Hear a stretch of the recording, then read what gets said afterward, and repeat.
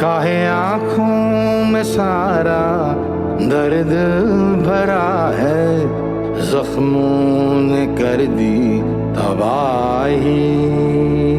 ये तुम इंसान चीखा घुटते धुएं में देकर के लंबी गवाही। ये लकीरें हैं कैसी सुलगती, सीने से निकली दुहाई।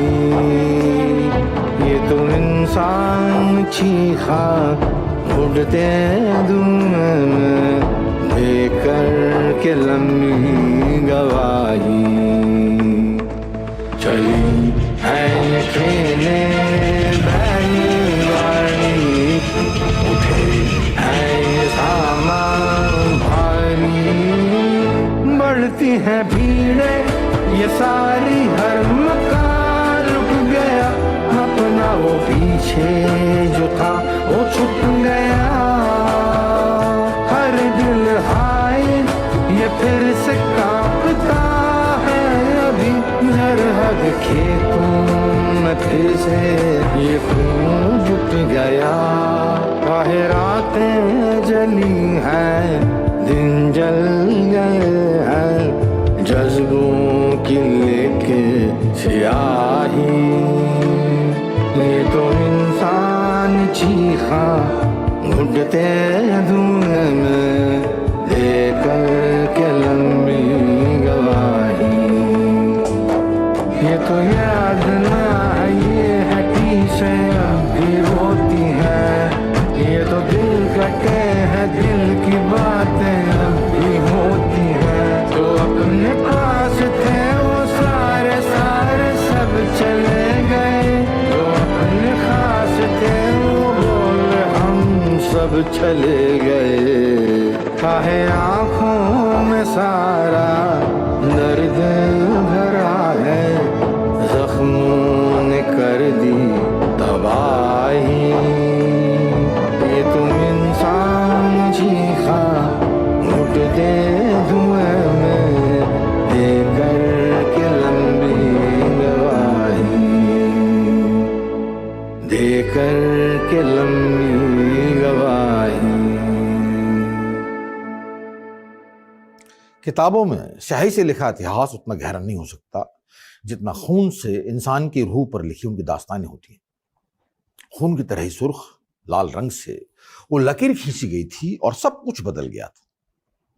1947 एक साल, एक फैसला, एक लकीर, एक देश टुकड़ों में बट गया। सरहदों ने तो धरती के इस हिस्से के 3 टुकड़े किए, लेकिन लाखों लोगों की ज़हनियत में ऐसे टुकड़े हुए कि आज भी उन टुकड़ों से दर्द रिश्ता है। ये लकीर सिर्फ जमीन पर नहीं खींची, दिलों के बीच, खून के बीच और रूह के बीच ऐसी खींची कि कभी ना भरी जा सकने वाली दरार बन गई। ये लकीर खेतों को बांट गई, नदियों को, जंगलों को बांटने के साथ ही माओं की गोदों को भी बांट गई, और बांटते बांटते इंसान को ही बांटती है। हिंदू, मुस्लिम, सिख, बंगाली, पंजाबी। सोचिए, एक सुबह आंख खुलती है और आपको बताया जाता है कि आपका घर अब किसी और देश में है। आपकी भाषा अब बेगानी हो चुकी है, आपकी आरती अब अजान में बदल चुकी है, और आपकी पहचान सिर्फ एक शब्द, शरणार्थी। ये फिल्म कोई तारीख नहीं दोहराती, ये जख्मों की तहरीर है। इसमें चीखें हैं, राग भी है और रख्त भी। एक लोरी, एक दुआ, एक अधूरा प्रेम पत्र जो कहीं पहुंच ही नहीं पाया। आज हम याद करेंगे उस लकीर को जिसने देश बांटा, लेकिन एक साझा दर्द को जन्म दिया। 14 अगस्त, ये तारीख नहीं, एक जिंदा तहखाना है। आइए उतरते हैं इस तहखाने की सीढ़ियों पर। Safeguard the interests of the Muslims of this subcontinent, then I'm left with no choice but to bid goodbye to constitutional methods. हमारे जहाँ हम रहते थे, दिन दहाड़े ठाई एक सरदार को गोली मार दी गई। इज्जत लूट रहे थे, उसने उठ के दरिया में गिर दी। मैं इस बर्रे सगीर के मुसलमानों के हुकूक की हिफाजत के लिए पुरज़्म हूँ। अब मेरे पास दस्तौरी रास्तों को छोड़ने के अलावा कोई और चारा नहीं बचा। हम तो कहते भगवान किसी दुश्मन को भी ऐसी नौबत ना आए। उन्होंने पेट्रोल डाला तो घर के बाहर आग लगा दी। नौजवान बच्चियों ने कुएं के अंदर छलांग लगा दी। कांग्रेस बार बार अवामी जद्दोजहद को एक हथियार बनाकर अंग्रेज हुकूमत पर दबाव डालती है। अब वक्त आ गया है कि हम भी वही तरीका अपनाएं। 16 अगस्त जुमा के दिन से हम डायरेक्ट एक्शन शुरू करेंगे और तब तक नहीं रुकेंगे जब तक हमारे मुतालिबात पूरे नहीं हो जाते। और उनके हाथ आने से अच्छा ये है कि बोलते थे कि कलमा बोलो। काटा भी है, बेइज्जती भी करी, इज्जत लूट लूट के क्या क्या करा। ये पिछली शताब्दी की सबसे बड़ी त्रासदी में से एक थी। आजादी के बाद इन लोगों को बहुत ही जल्द भुला दिया गया। जो लोग विभाजन के समय अमानवीय हालात से गुजरे, जिन्होंने अत्याचार सहे, जिन्हें सम्मान के साथ अंतिम संस्कार तक नसीब नहीं हुआ, उन लोगों का हमारी स्मृतियों में जीवित रहना भी उतना ही जरूरी है। कभी कभी एक विचार इतना जहरीला हो जाता है कि वो सदियों की छांव को भी राख कर देता है। दो कौमें, अब दो मजहब नहीं थी, वो दो जख्म थी जो एक दूसरे को पहचानने से भी इनकार कर चुकी थी। जिन्ना की वो लकीर सिर्फ भाषणों में नहीं आई थी, वो लहू बनकर गलियों में बह निकली थी। 1946 डायरेक्ट एक्शन डे मुंबई में जिन्ना ने ऐलान किया, धमकी की शक्ल में। जिन्ना ने कह दिया कि हमारे पास पिस्तौल है और हम उसका इस्तेमाल करेंगे। ये शब्द विचार नहीं थे, ये ऐलान था, ये खूनी अध्याय शुरू करने का ऐलान। कुछ ही दिनों के भीतर कलकत्ता की सड़कों पर इंसान बिछने लगे। नोआखाली की गलियां घू करके चल उठी। वो दंगे इमारतों और इंसानों के साथ विश्वास को जला रहे थे। हर चीख, हर बारूद की बू गवाही दे रही थी कि राजनीति ने चाल चली और आम आदमी सिर्फ मोहरा बनकर मर गया। एक इंसान के ऐलान पर एक कौम बोलने लगी थी, लेके रहेंगे पाकिस्तान। और जिन्ना के उस ऐलान से निकली दरसंहार की वो भयावह चीख जो आज भी इन कानों में गूंजती रहती। ये तुम इंसान चीखा घुटते धुएं में देकर के लंबी गवाही। कोलकाता से करीब 400 किलोमीटर दूर मौजूद नोआखाली, जो आज के बांग्लादेश में है, हिंदुओं के इतिहास में दर्ज एक भीषण और खौफनाक नरसंहार का गवाह रहा है। ये घटना उस रात घटी जब बंगाल के हिंदू शरद पूर्णिमा के अवसर पर देवी लक्ष्मी की कोजागरी पूजा में लिए थे। दिन था 10 अक्टूबर साल 1946। उसी रात एक सूफी दरगाह से जुड़े खादिम पीर गुलाम सरवर ने लगभग 20,000 मुस्लिमों की एक भीड़ को भड़काया। फिर क्या, उग्र भीड़ ने तय कर लिया था कि नोआखाली से हिंदुओं का नामो निशान मिटा दिया जाएगा। ठीक उसी तरह से जैसे कुछ ही हफ्ते पहले कोलकाता में डायरेक्ट एक्शन डे के दौरान किया गया था। लोगों के हाथों में हथियार थे और टारगेट थे मासूम लोग। उन्हें बेरहमी से मार दिया गया। महिलाओं के साथ अमानवीय अत्याचार हुए। उनकी जान बख्शने के लिए जबरन इस्लाम तक कबूल करवाया गया। जस्टिस जीडी खोसला अपनी चर्चित पुस्तक स्टर्न रेकनिंग में लिखते हैं, नारायणपुर में सुरेंद्र नाथ बोस के घर पर हमला हुआ। वो अपने परिवार के साथ छत पर भागे। हमलावरों ने घर में आग लगा दी। सुरेंद्र ने छत से कूदकर जान बचाने की कोशिश की, लेकिन नीचे इंतजार कर रही भीड़ ने उन्हें बेरहमी से मार डाला। बाद में उनका कटा हुआ सिर पीर गुलाम सरवर के सामने पेश किया गया। वहीं हिंदू महासभा के जाने माने नेता और वकील राजेंद्र लाल राय चौधरी ने जब इस हिंसा के विरुद्ध आवाज उठाने की कोशिश की तो असफल रहे। उनके घर को भी जला दिया गया। बंगाल वो मिट्टी जो विचारों से फूटी थी, जहां कविता आंदोलन बनती थी और आंदोलन आत्मा। रविंद्रनाथ की लेखनी में कुदरत झलकती थी। बंकिम बाबू का वंदे मातरम क्रांति के हुंकार बन गया था। विद्यासागर की कलम ने समाज को मोड़ा था। कलकत्ता के कॉफी हाउस जहां कभी बहसें होती थी, अदालत आजादी और आत्मा पर। जहां हथियार थे कलम, किताब और कथन। 1946 में सब कुछ बदल गया, मुद्दे और हथियार बदल गए।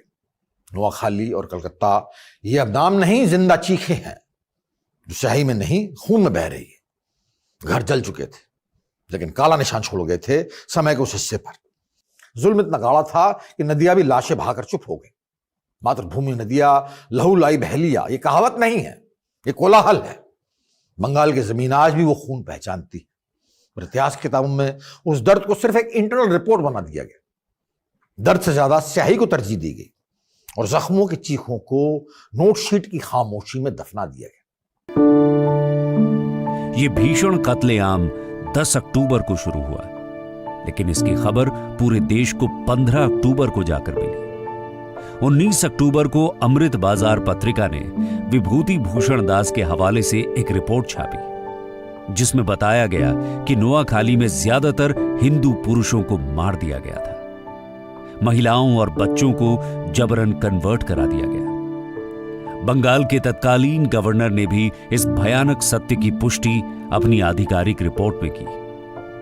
विधवाओं का निकाह उन्हीं दरिंदों से करवा दिया गया जिन्होंने उनके पतियों को मौत के घाट उतारा था। देश को 15 अगस्त 1947 को आजादी तो मिली, लेकिन नोआखाली पूर्वी पाकिस्तान का हिस्सा बन गया, जहां हिंदुओं पर हिंसा लगातार चलती रही, कोई रोक टोक नहीं। सरकारी आंकड़ों के मुताबिक लगभग 5000 मासूमों की हत्या हुई, लेकिन वास्तविक संख्या 50,000 तक मानी जाती है। रेल की पटरियां उस जमाने में भी देश की धड़कन थी, जो कलकत्ता से कराची, लाहौर से लुधियाना तक की दूरी को कम करने का सफर नहीं था, बल्कि रेल रिश्तों को करीब से जोड़े रखने की सूत्रधार थी। लेकिन 1947 रेलगाड़ियां चलती रहीं, लेकिन अब उनमें जिंदगी नहीं, लाशें बैठी थी। पंजाब, जहां बैसाखी के गीत गूंजते थे, अब जमीन पर खिंची एक लकीर की वजह से वहां के कुनबे, काफिला और कत्लेआम के बीच फंस गए थे।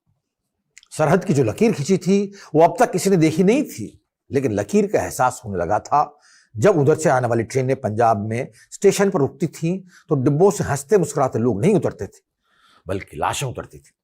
डिब्बों से लेकर छतों तक और यहां तक कि इंजन तक पर लटकी रहती थी लाशें।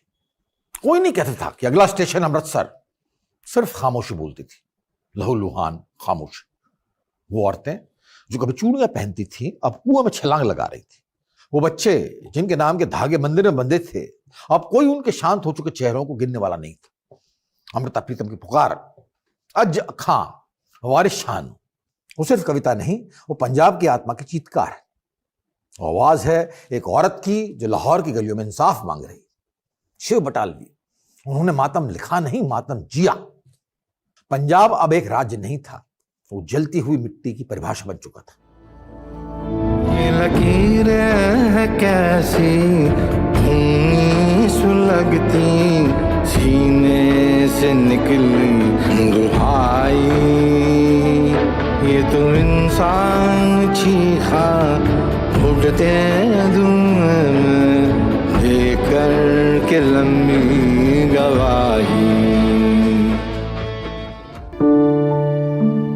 ये जो तस्वीरें हैं, ये महज लाखों लोगों की एक साझा दर्द की दास्तान नहीं है। ये एक युग की चीख है।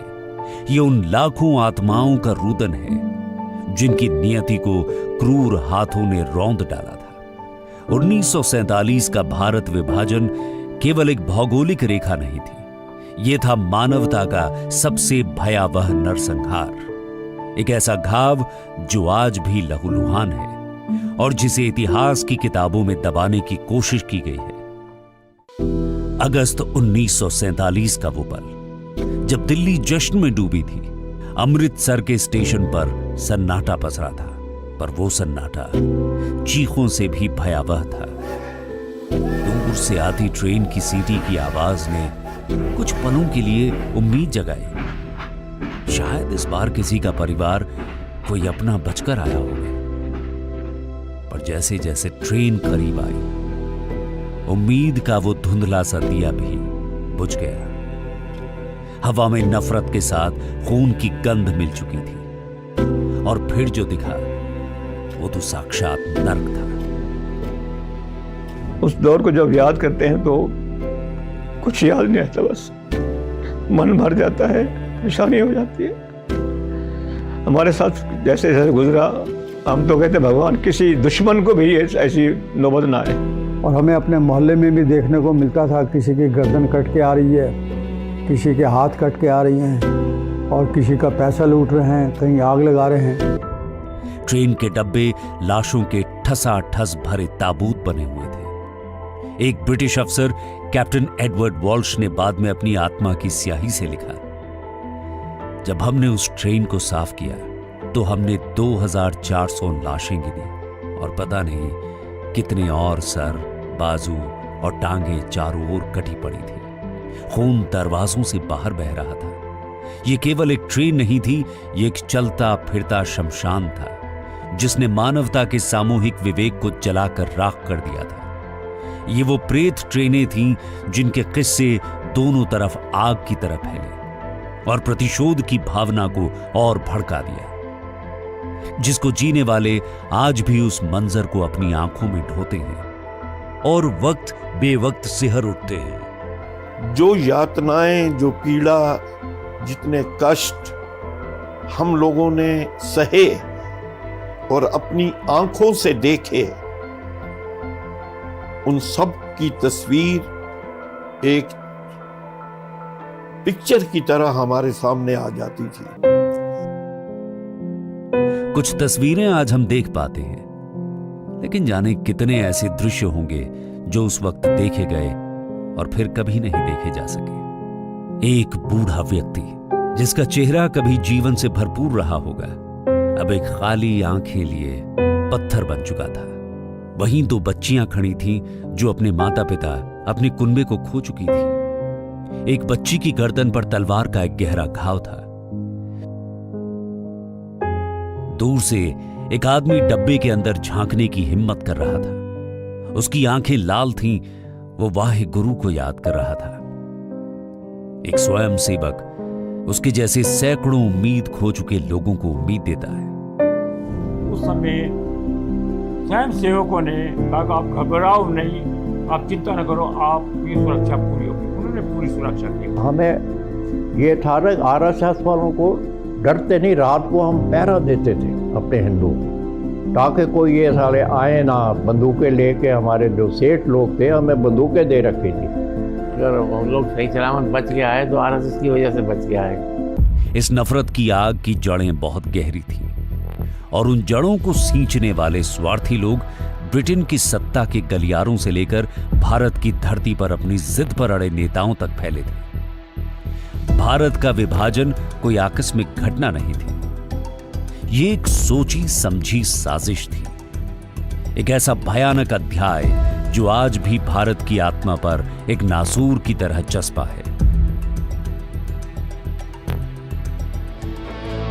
चली है ये ट्रेनें बैलगाड़ी, उठे है ये सामान भारी, बढ़ती है भीड़ें ये सारी, हर मकान लुट गया अपना, वो पीछे जो था वो छूट गया। इस त्रासदी का सूत्रधार कौन था? एक नाम सबसे ऊपर आता है, मोहम्मद अली जिन्ना। मुस्लिम लीग के इस नेता ने एक अलग देश पाकिस्तान की मांग उठाई। जिन्ना का पाकिस्तान, एक ऐसा देश जो मजहब के नाम पर बना और जो कभी जिहाद और आतंकवाद से ऊपर उठ ही नहीं सका। पर जिन्ना अकेले स्वार्थी इंसान नहीं थे, उनके साथ ब्रिटेन के प्रधानमंत्री विंस्टन चर्चिल भी इसके बराबर के हिस्सेदार थे। चर्चिल, जिन्होंने 1940 से 1945 तक प्रधानमंत्री रहते हुए भारत के बंटवारे की नींव डाली थी, वो एक नस्लवादी थे जिनकी सोच में भारतीयों के लिए केवल घृणा थी।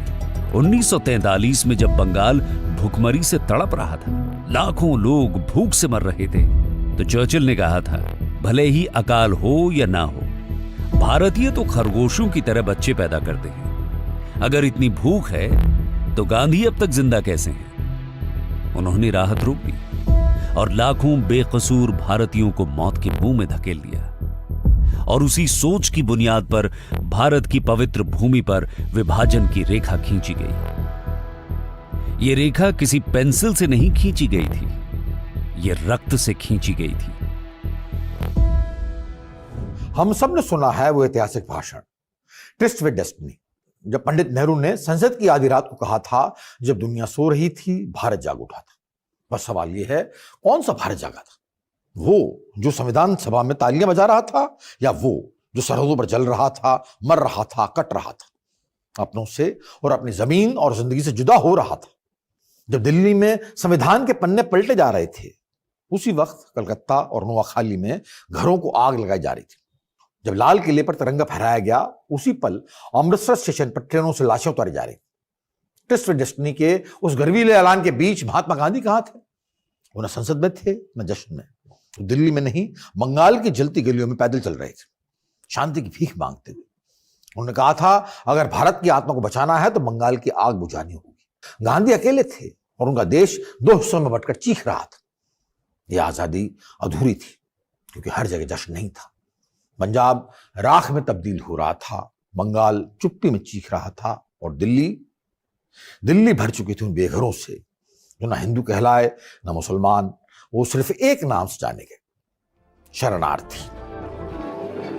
काहे रातें जली हैं, दिन जल गए हैं, जज्बों की लेके स्याही। दिल्ली और कोलकाता शरणार्थियों से पट गया था।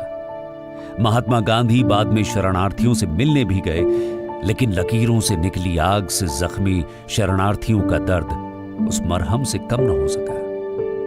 विभाजन की त्रासदी ने गांधी को गहरे तौर पर आहत किया और वे पंजाब जाकर शांति यात्रा की योजना बना रहे थे, जिसके पहले ही 30 जनवरी 1948 को उनकी हत्या कर दी गई। ये एक विडंबना थी कि जिस व्यक्ति ने देश को स्वतंत्रता दिलाई, वही उसके बंटवारे को रोक न सका। इससे पहले मार्च 1947 में पश्चिमी पंजाब के रावलपिंडी जिले और आसपास के गांवों में मुस्लिम लीग के उकसावे पर भीड़ ने सिख और हिंदू समुदाय पर संगठित हमले शुरू किए। यह पंजाब में प्रत्यक्षतः विभाजन संबंधी पहला बड़ा नरसंहार था। वहाँ पर ज़्यादा बाउंडर शुरू हुए, आगे वागे लगाई उन्होंने, और गली मोहल्ले सब फूके। महिलाओं के साथ बड़े पैमाने पर यौन हिंसा, अपहरण और जबरन धर्मांतरण की घटनाएं हुई। कई महिलाओं ने अपनी आबरू बचाने के लिए बच्चों समेत सामूहिक आत्महत्याएं की या परिवारजनों द्वारा मार दी गईं ताकि वे दुश्मनों के हाथ न लगे। थोहा खालसा में 90 महिलाओं ने एक कुएं में छलांग लगाई अपनी इज्जत की रक्षा के लिए। उस कुएं की गहराई में केवल पानी नहीं था, बल्कि मानवता का पतन और उन बेबस आत्माओं का दर्द समाहित था जिन्होंने मौत को अपमान से बेहतर समझा। हमारी नौजवान बच्चियों के साथ दुर्व्यवहार किया, रेप किया, उन्हें मार धाड़ की, लेकिन नौजवान बच्चियों ने कुएं के अंदर छलांग लगा दी। एक सरदार जी थे, सिख थे, वो अपनी छोटी लड़की को किशन गंगा नदी में फेंक रहा था, तो मेरे पिताजी ने जोर से बोला, ए की करदा पिया? कहता जी मेरी औरत को तो वो खींच के ले गए हैं और मेरी बेटी को मैं बड़ी मुश्किल से बचा के लाया हूँ और मुझे नहीं लगता मैं इसको संभाल पाऊंगा और ये कहीं उनके हाथ ना आ जाए। और उनके हाथ आने से अच्छा ये है कि मैं इसको नदी में फेंक दूं। बाद में जब अगस्त 1947 में आधिकारिक विभाजन हुआ तो पूरे पंजाब में इसी तरह के प्रतिशोधी दंगे फैल गए, जिसमें अनगिनत जाने गए। पश्चिम पंजाब से लेकर दिल्ली, राजस्थान, बंगाल तक ये हिंसा फैली। और फिर मीरपुर में 25,000 लोगों ने 20 दिन तक मोर्चा लिया, लेकिन पाकिस्तान की सेना और कबीलाई हमलावरों ने गांव को नेस्त नाबूद कर दिया।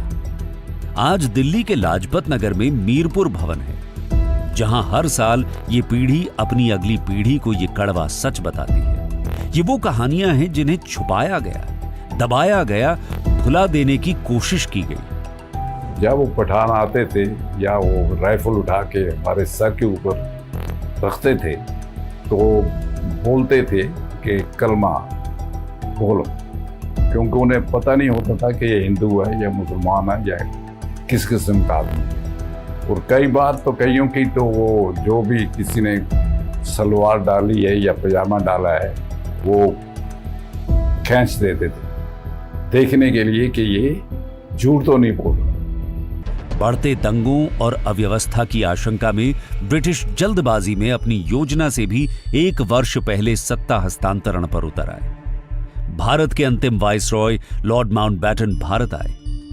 उन्हें पता था कि कांग्रेस और मुस्लिम लीग के बीच सत्ता साझेदारी का समझौता निकट भविष्य में असंभव है और यदि तुरंत स्वतंत्रता न दी गई तो सेना में बगावत या देशव्यापी गृह युद्ध छिड़ सकता है। इसलिए उसने तेजी से स्वतंत्रता देने के लिए भारत को विभाजित कर 2 डोमिनियन स्टेट बनाने का निर्णय लिया। केवल 72 दिनों में देश के टुकड़े हो गए। आखिर पाकिस्तान जब बनने लगा तो वो उन्होंने पुलिस भी उनके साथ हो गई, पूरी मशीनरी उनके साथ हो गई, तो हिंदुओं को वहां से निकलना ही पड़ा। विभाजन रेखाएं जल्दबाजी में अपर्याप्त जानकारी के आधार पर खींची गई थी और किसी भी पक्ष को पूरी तरह संतुष्ट न कर सके।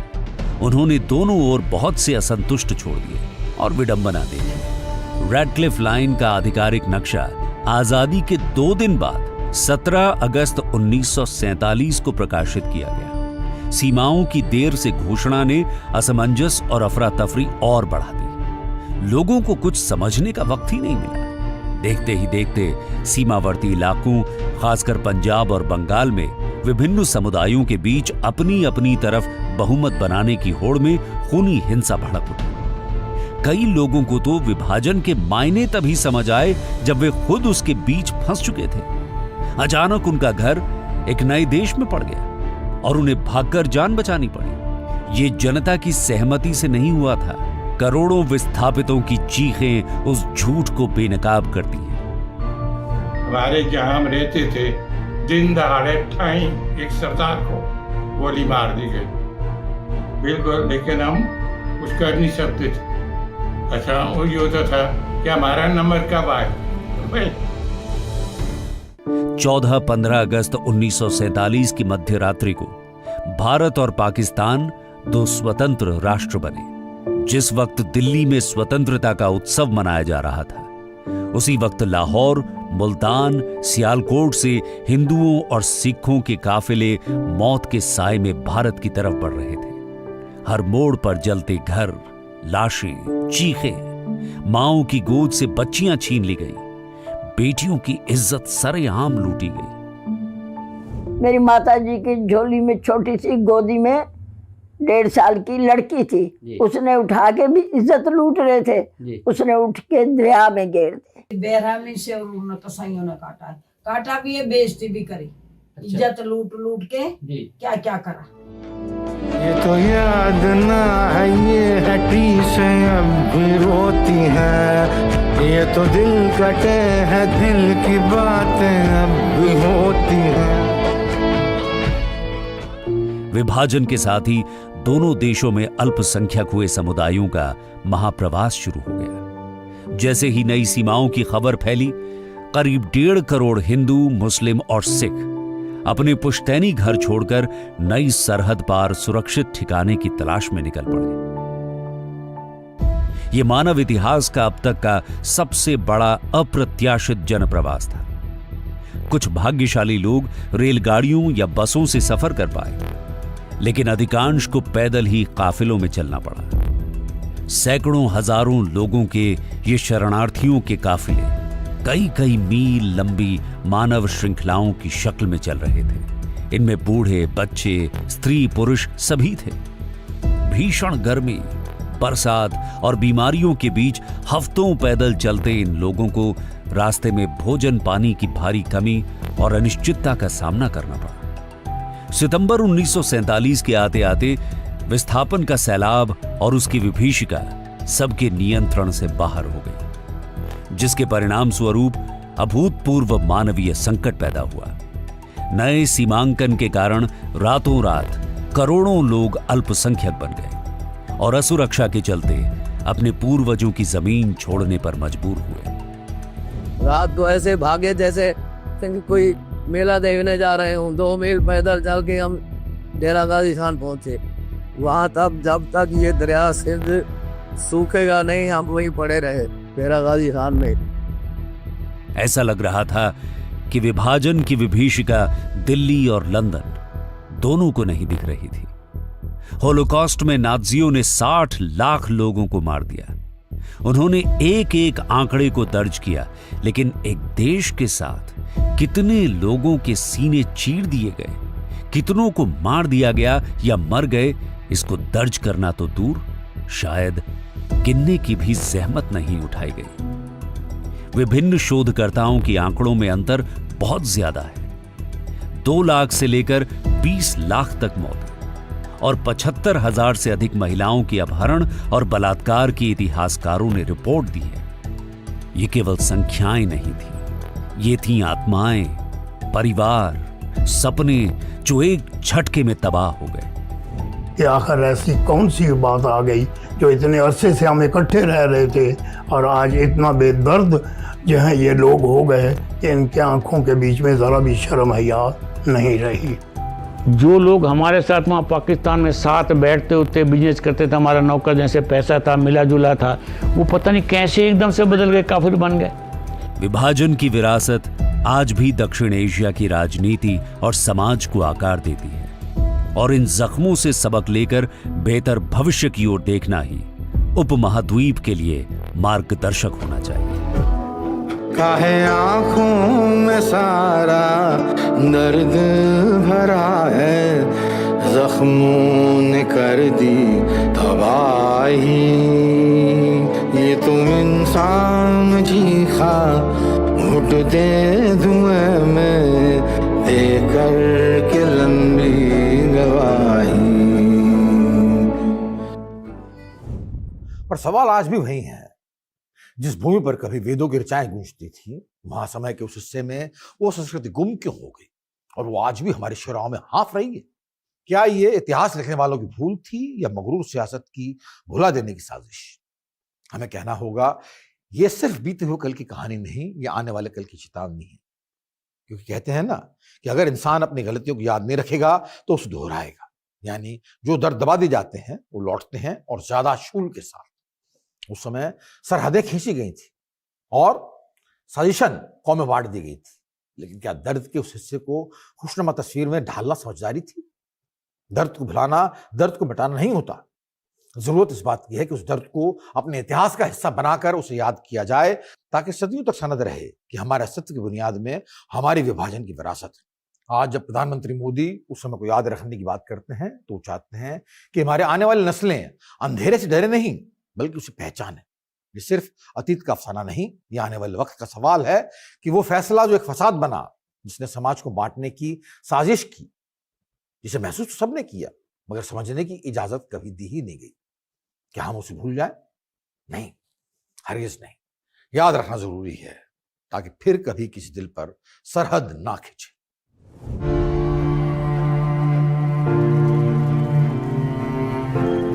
तो पहली गोली 3 गोली उन्होंने उसके साथ रखा।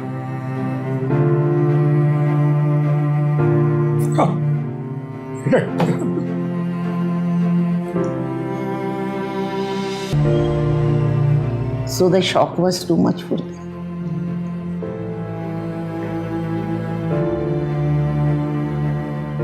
कुछ लोग पहुंचे, कुछ नहीं पहुंच पाए। ज्वेलरी भी कई लुट गई वहाँ लोगों की, और जो लेडीज उनके साथ भी दुष्कर्म हुआ, जो भी हुआ। तो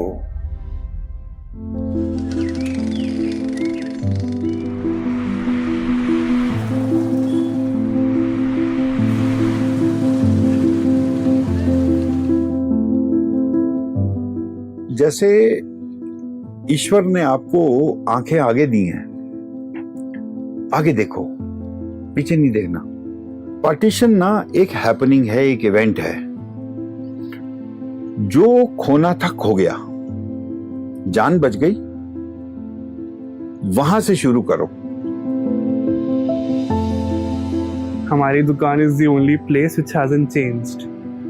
बाकी सब बदल गए, but this is one place from their childhood that hasn't changed. So the shop carries a lot of nostalgic value for a lot of families. Moti Mahal एक ऐसी इंस्टीट्यूशन है जिसने देश विदेश में इंडियन खाने को, भारतीय सभ्यता को, भारतीय कल्चर को विस्तार में बढ़ाया. इस वक्त 11-12 स्कूल चल रहे हैं बिल्ड बाय गिरधारी लाल सलमान. हमारे बच्चे टॉप पर आते थे सारे इंडिया में. संगीत के जगत में जितने भी हमारा नाम हुआ है वो रिखी राम के नाम से ही उनको जाने गए हैं. वो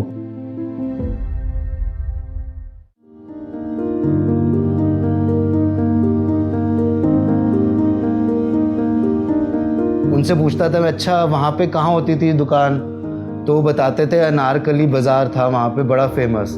तो वो पूरा म्यूज़िक हब होता था, जैसे कनॉट प्लेस है वैसे वो पूरा शॉपिंग हब होता था.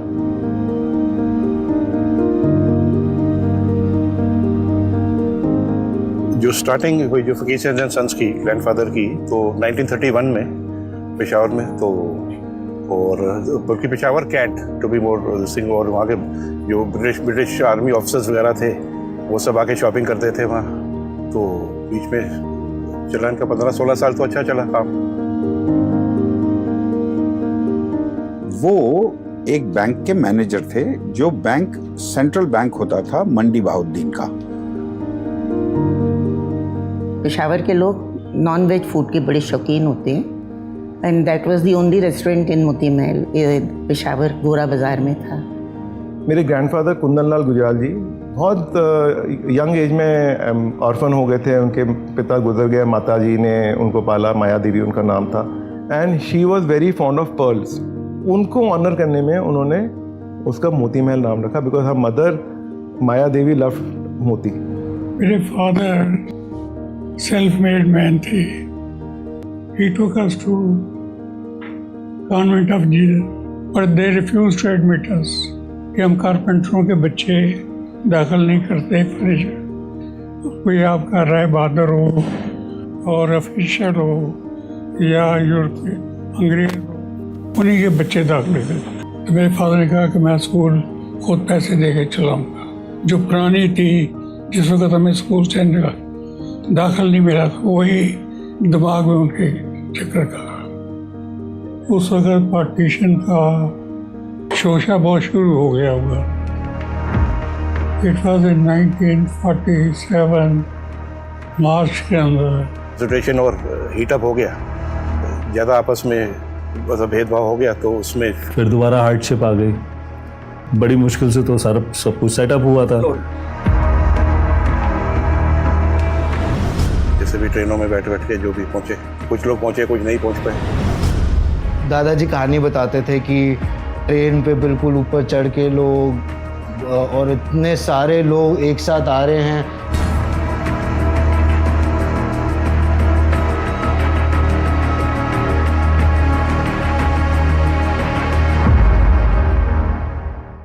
वो लोग जो एक ही मुल्क में जन्मे थे, अब दूसरे मुल्क में प्रवासी बन चुके थे. काफिलों में चले थे, सिर पर गठरी, आंखों में अतीत, हाथ में कुछ नहीं. एक अनिश्चित भविष्य. दिल्ली एक उम्मीद थी, लेकिन स्वागत में चांदी की थाली नहीं, तंबू, लाइन, राशन कार्ड और कड़वा पानी था. पुराना किला अब लाखों बेघरों का नया पता बन गया था. किंग्सवे कैंप, राजसी नाम, पर झोपड़ी में बसती जिंदगी. एक ही तसले में खाना भी पकता, नहाया भी जाता और आंसू भी बहाया जाता. किसी ने नहीं सोचा था कि शरणार्थी भी राष्ट्र निर्माता बन सकते हैं, लेकिन इन लोगों ने सिर्फ जिंदा रहना नहीं चुना, उन्होंने फिर से जीना चुना, फिर से बसना चुना, फिर से भारत बनाना चुना. आज की दिल्ली, आज की कॉलोनियां उन संघर्षों की गवाह है, क्योंकि देश नक्शों से नहीं बनते, देश बनते हैं वहां से जहां कोई बच्चा टूटी स्लेट पर पहला अ लिखता. वो बच्चा जिसने बीती रात अमृतसर की ट्रेन में अपने पिता को खो दिया था.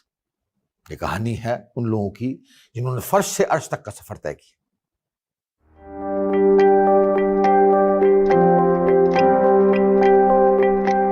तो दिल्ली में आ गए तो वो सारे कैंप्स में रुके थे, ये पुराना किला में. तो कैंप्स में उन्होंने 2-3 दिन उन्होंने वहीं पे ही सड़क पे ही रातें गुजारी। वो कार्यकर्ता आते थे, RSS के कार्यकर्ता आते थे, वो थोड़ी हेल्प आउट करते थे।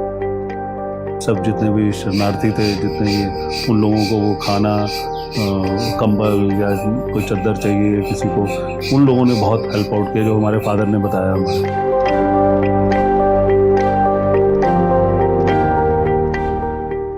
2.5 साल में एक तो सबसे पहले तो जो लीज पे हमारे को शॉप मिली हमारे दादाजी को और पिताजी को, अब उसमें सामान लगाना है, अब उसके लिए चाहिए पैसे।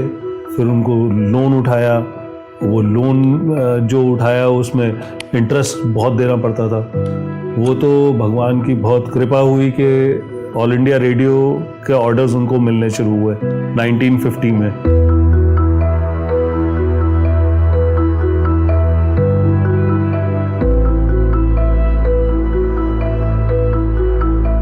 जो हार्डशिप्स करी उसकी वजह से ही वो हेल्थ में टोल आ गया, तो 1961 में वो गुजर गए। फिर हमारे पिताजी ने टेक ओवर किया। अब पिताजी जो थे वो 32 या 33 के रहे होंगे उस टाइम। उनको लगे कि मैं बिल्कुल अकेला हो गया, बाबूजी नहीं रहे।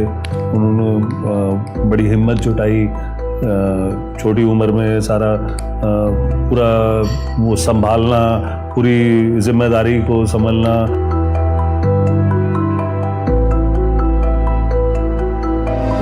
अनफॉर्चुनेटली 1975 में इमरजेंसी डिक्लेयर हुई। भाइयों और बहनों, राष्ट्रपति जी ने आपातकाल की घोषणा की है। इससे आतंकित होने का कोई कारण नहीं है। तो जो इमरजेंसी में एक उन्होंने स्कीम निकाली कि जितना भी लैंड रिफ्यूजीज को दिया गया था वो उन्होंने एक्वायर करना शुरू कर दिया। तो हमारा भी जो सेटअप किया हुआ ग्रैंडफादर का और फादर का सेटअप किया हुआ वर्कशॉप और घर जो था वो उसमें हम भी विक्टिम बन गए।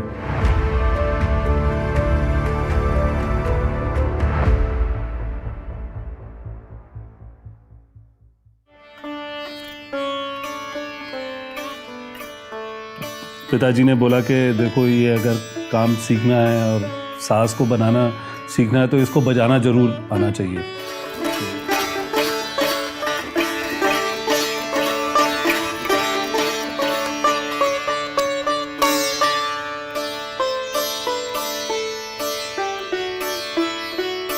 जैसे मैंने अपने बेटे को बोला कि तुम म्यूज़िक करना शुरू करो, तो वो कहने लगा कि मुझे गिटार बजानी है। तो मैंने कहा कोई बात नहीं, म्यूज़िक तो है ना, आप गिटार से शुरू करो। सितार का थोड़ा बहुत मैं रियाज़ करता हूँ, तो वो सितार की आवाज़ सुनता है तो वो कहता है कि ये गिटार में तो मुझे नहीं मज़ा आ रहा, मुझे तो सितार की साउंड बहुत अच्छी लग रही है। तो मैंने कहा सितार बजाओ आप।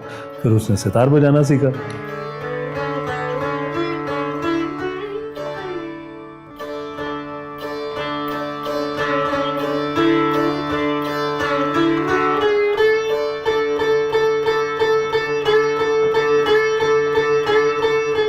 ग्रैंडफादर थे और अंकल्स थे, तो जो है फादर, तो वो रजिंद्र नगर में रुके थे, रजिंद्र नगर में। तो वहाँ रिहेबिलिटेशन सेंटर था, तो उधर रुके। कुछ लोग यहाँ इधर भी पुराने किले में भी थे, तो उनको रजिंद्र नगर में मिला अकोमोडेशन। तो उसमें 1 रूम अकोमोडेशन था, उसमें भी जो भी उस टाइम तो एक छत चाहिए था सर के ऊपर, तो सब कुछ वहाँ डिस्प्लेस हो चुका था।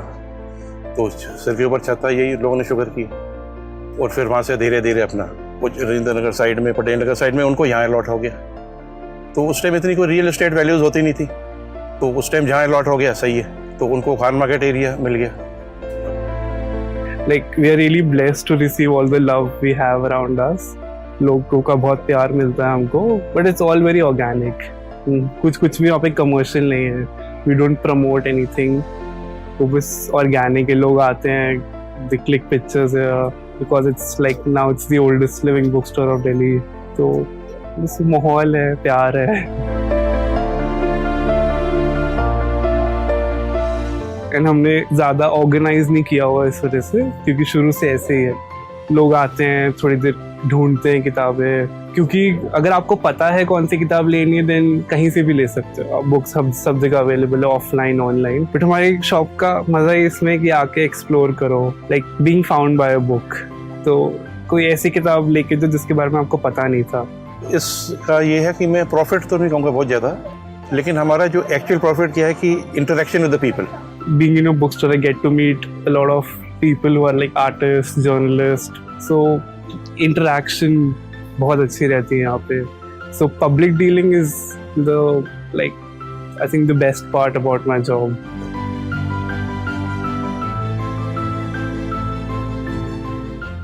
अब तो जो लोग आते हैं कहने हम तो अब तो ग्रैंडफादर्स बन गए हैं। जब हम स्कूल किड्स थे तो हमें यहाँ जो है जो पगड़ी वाले जो है तो पेशावर वाले लाला जी तो हमें फ्री पेंसिल और रबड़ देते थे और यहाँ से हम कॉमिक लेते थे। और अभी भी हम जो है कमिटेड क्लाइंट हैं और हम यहाँ आ रहे हैं और कहीं और नहीं जाएंगे। तो वो एक मतलब रिलेशनशिप था। So the shop carries a lot of nostalgic value for a lot of families. कुछ जख्म जिस्म पर नहीं होते, वो रूह में बस जाते हैं। विभाजन ने सिर्फ सरहदें नहीं बांटी थी, उसने इंसान का सब कुछ छीन लिया। घर, जमीन, यादें और कई लोगों से तो जीने की वजह तक। जो उस वक्त इस पार आए वो अपने साथ सिर्फ गठरी नहीं बल्कि अधूरी कहानियां, जली हुई तस्वीरें और अपनों की राख लेकर आए थे। जिंदगी में आगे बढ़ने की सोचना तो दूर, उनके लिए सांस लेते रहना भी मुश्किल था। लेकिन कुछ ऐसे जीवट भी थे जिन्होंने उस राख में भी चिंगारी खोज ली। उन्होंने अपनी पीड़ा को पत्थर नहीं बनने दिया, उससे सीढ़ियां बनाई और फिर उन्हीं सीढ़ियों पर चढ़ते चले गए और एक नया भारत गढ़ दिया। आज उन्हीं के नाम पर बसी हैं बस्तियां, उन्हीं की मेहनत से खड़े हुए बाजार और उन्हीं की कहानियां आने वाली नस्लों को सिखाएंगी कि इतिहास चाहे जितना खूनी हो, अगर इरादे जिंदा हो तो खंडरों में भी महलों की तस्वीर नजर आने लगती। और दर्द से शुरू हुई कहानी उम्मीद पर खत्म नहीं हुई, वो वहीं से शुरू हुई।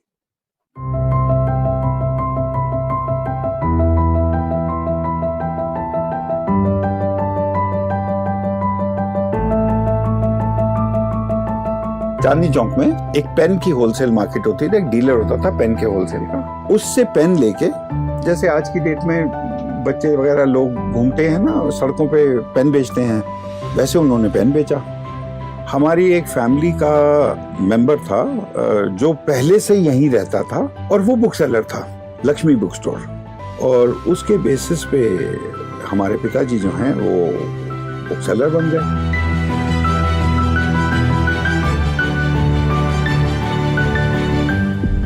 देखिए ऐसा होता है कभी कभी इंसान ना चाहते हुए भी ना कुदरत के कुछ ऐसे रंग बदलते हैं कि हर चीज अपने आप ना ठीक जगह पे आके बैठ जाती है। कंगन बिका, पैसे आ गए, दुकान भी आ गई, दुकान आ गई तो दुकान शुरू भी हो गई और दुकान अच्छी भी चल गई। क्योंकि अगर आप अपने काम में, अपने व्यवसाय में अपना योगदान किसी भी स्वार्थ के बिना करेंगे ना तो वो फलता फूलता है हमेशा। तो फिर हमने आहिस्ता आहिस्ता करके एक आगे वाली दुकान किराए पे ले ली, फिर पीछे वाली दुकान किराए पे ले ली। तो आज का जो ये है वो बाहरी संस जो है वो अमेलगमेशन, एक मिश्रण है 3 दुकानों का।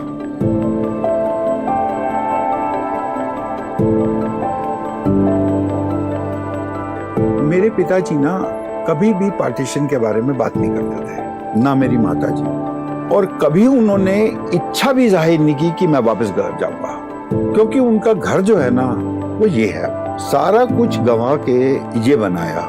तो अब अगर उसी ख्याल में रहेंगे कि जी हाय हाय मर गए, हमारा तो पीछे ये होता था, पीछे वो होता था, ऐसा था वैसा था, तो उससे जिंदगी नहीं चल सकती।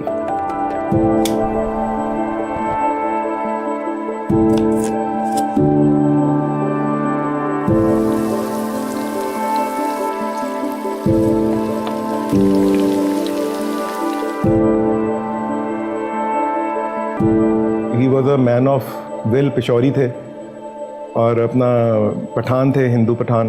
He was a hard working and will, उनकी विल अच्छी थी। तो उन्होंने जगह देखनी स्टार्ट की। मुझे बोलते थे कि आने के 15-20 दिन बाद, क्योंकि मैं तो अपना हुनर लेके आया था, मुझे समझ आ गई थी कि मुश्किल ही होगा जाना, तो मैं यहाँ कुछ करूँ जब तक नहीं जा पाएंगे। जो तकलीफ सही है वो हमारे बुजुर्गों ने बहुत सही है। सब कुछ छोड़ के आना, फिर रीसेटल करना अपने आप को, उनके लिए काफ़ी तकलीफजनक था। हम लोग बच्चे थे, हमें तो बहुत खुशी हुई नई दिल्ली आके। तो जब ये आए यहाँ पे तो किंग्सवे कैंप में, जो रिफ्यूजी कैंप था, वहाँ पे रहे। बहुत तकलीफ़ें हुई थोड़े दिनों के लिए, समझ नहीं आई कैसे करें, कहाँ जाएं, बीमारियाँ भी फैली थीं और लिविंग कंडीशंस भी इतनी अच्छी नहीं थी। When they came from Peshawar, they didn't know that we will not go back. वो सब ने कहा कि जब अंग्रेज चले जाएंगे, पार्टीशन हो जाएगी, हम अपने अपने घरों में चले जाएंगे। फिर उन्हें दरियागंज में, जो कि मोस्ट पॉपुलर वॉल्ड सिटी थी, जहाँ पे जो मेन मार्केट थी, चांदनी चौक और दरियागंज 2 ही होते थे, तो उन्होंने दरियागंज में कोई एक जगह देखी जो वहाँ पे उन्होंने सोचा कि मैं मोती महल खोलूँगा। तो मुझे बताते हैं मैं अराउंड 14,000 रुपीज़ लेके आया था। वो जगह उन्होंने ली, जो उनके पास पैसे थे उन्होंने लगाए और धीरे धीरे उसको रेस्टोरेंट को डेवलप किया और खोला। तब फ्रिज नहीं होते थे, तो तंदूरी चिकन जब बनता था तो वो हार्ड हो जाता था, ओवर नेक्स्ट टाइम को फिर खाने के लिए मुश्किल होती थी। और सब चिकन तो एक दिन नहीं बिकते ना, पहले उनको मैरिनेट करते हैं, फिर तंदूर में लगाते हैं। फिर वो जो तंदूर वाले चिकन होते थे उनको वेस्ट नहीं करना चाहिए, तो वो मेरे my father in law was a very good chef, वो उसको फिर बटर ग्रेवी में बना देते थे, क्योंकि अगर नहीं बनाएंगे तो वो सवेरे तक ड्राई हो जाते थे, वहाँ मॉइस्चर कमी होती होगी, और जो कोई चिकन बच जाता था चिकन पकोड़ा बन जाता था उसका।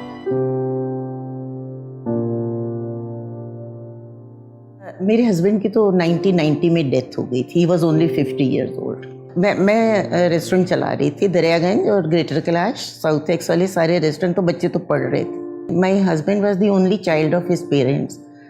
आई look after them, look after the business, look after my children, they were not married, so कर लिया। फिर क्योंकि मैंने already as a said join my grandfather, मेरी बहुत विग्रस ट्रेनिंग हुई उनके साथ। 3 साल सीखा खाना बनाना कैसे करना है। फिर 3 साल जब मैं होटल मैनेजमेंट कर रहा था तो फ्रंट मैनेजमेंट किया।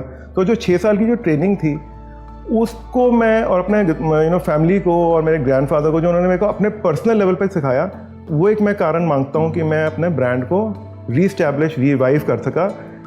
और इन्होंने इस लेगेसी को आगे बढ़ाया।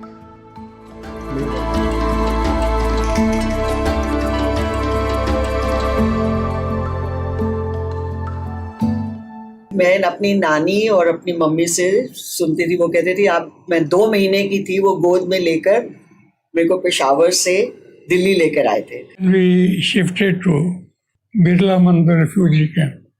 यहाँ एक छोटा सा टेंट लगा के 6 के 6 आदमी रखा के, तो कुछ अपने असर रसूल से, कुछ गवर्नमेंट की मदद से, तो ये दुकान अलॉट हुई है।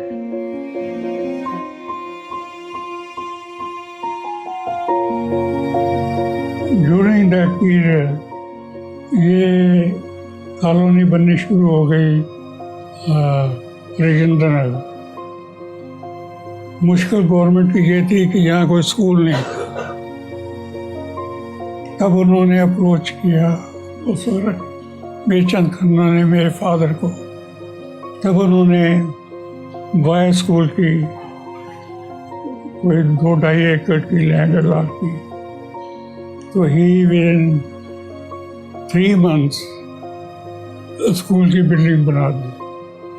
वो स्कूल बहुत पॉपुलर हुआ, उसमें 4000 बच्चे पढ़ते थे।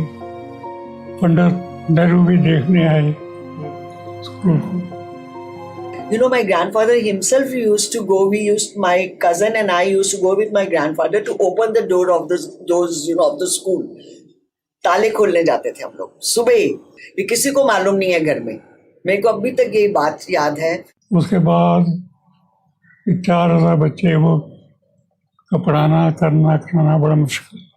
सामने एक प्लाट और गवर्नमेंट ने रिजर्व किया था गर्ल्स स्कूल के लिए। इनको कहा गया अगर आपको ये अलॉट किया गया तो आप बना दो, बनाओ। गर्ल्स स्कूल की बिल्डिंग भी 4, 5, 6 महीने बन गई। सारी लड़की वहाँ शिफ्ट हो गई, लड़के और आगे 4 घंटे पढ़ाते थे। 4 की जगह 6-7 घंटे पढ़ाना शुरू कर। unfortunately he died in 1964. And I had to, not only I had to run the business, but also look after the school. In the meantime, बच्चे मेरे बड़े हो गए थे, तो काफ़ी हाथ बटाने लग गए थे मेरे अपनी शॉप चलाने। तो मैंने ध्यान दिया कि भाई अब ये और जगह खोले। इस वक्त 11-12 स्कूल चल रहे हैं, ये उनकी फोटो है। कुड़ी तो तेरी पटना दी, अज कोई बंदा मिले माइये दे वतना दा। वहाँ जाके ज़रूर देखना चाहूँगा कि कौन सी मेरी शॉप थी, कहाँ पे फैक्ट्री थी और कहाँ पे हमारा घर था। एंड यहाँ आके कुछ जैसे मेरे दोस्त हैं, वो आके यहाँ कहते हैं कि यहाँ पे वक्त रुका हुआ है। मुश्किल नहीं इस दुनिया में कुछ हासिल कर पाना, जख्मों को अपने मरहम कर लो, क्या हकीकत क्या अफसाना। जहाँ पे मेरे फादर को गोली मारी गई, मैंने उस भूमि पे जाने को मन नहीं कर रहा। कुछ जख्म शौर्य नहीं मांगते, सिर्फ स्मृति मांगते हैं। होलोकास्ट को दुनिया ने कभी भुलाया नहीं, हर कोने में म्यूजियम बना दिए ताकि उनकी नस्ल फिर कभी गैस चैम्बर की तरफ न लौटे। क्यों? ताकि फिर कभी नहीं, सिर्फ शपथ न रह जाए, वो पीढ़ियों का संस्कार बन जाए। हमारे यहां भी एक लकीर खींची थी जिसने देश नहीं दिल बांट दिए थे। ट्रेनें लाशें लाईं, घर चुप हो गए, आंखों में राख भर गई। ये इतिहास नहीं, ये उत्तरदायित्व है। आज जब प्रधानमंत्री पार्टीशन हॉरर्स रिमेम्बरेंस डे की बात करते हैं तो वो सिर्फ अतीत का स्मरण नहीं है, वो आत्मा का सम्मान है। ये दिन है उन परछाइयों से मिलने का जिनकी हड्डियों पर आज का देश खड़ा। याद रखिए, जो इतिहास को भूलते हैं वो त्रासदी दोहराते हैं, और जो उसे जीते हैं वो सभ्यता को बचाते हैं। 14 अगस्त ये शोक नहीं, ये आईना है, ताकि जब तुम देखो तो पहचान सको कि तुम कौन हो और किस कीमत पर तुम बने हो, एक हिंदुस्तानी कहलाते हो। काहे आंखों में सारा दर्द भरा है, जख्मों ने कर दी तबाही। ये तुम इंसान चीखा घुटते धुएं में देकर के लंबी गवाही। ये लकीरें हैं कैसी सुलगती, सीने से निकली दुहाई। ये तो इंसान चीखा उड़ते धुएं में देकर के लंबी गवाही। चली है ये ट्रेनें बैलगाड़ी, उठे है ये सामान भारी। बढ़ती है भीड़ें ये सारी, हर मकान रुक गया, अपना वो पीछे जो था वो छुप गया। हर दिल हाय ये फिर से कांपता है, अभी सरहद खेतों में फिर से ये खून जुट गया। काहे रातें जली हैं, दिन जल गए हैं, जज्बों की लेके स्याही। ये तो इंसान चीखा घुटते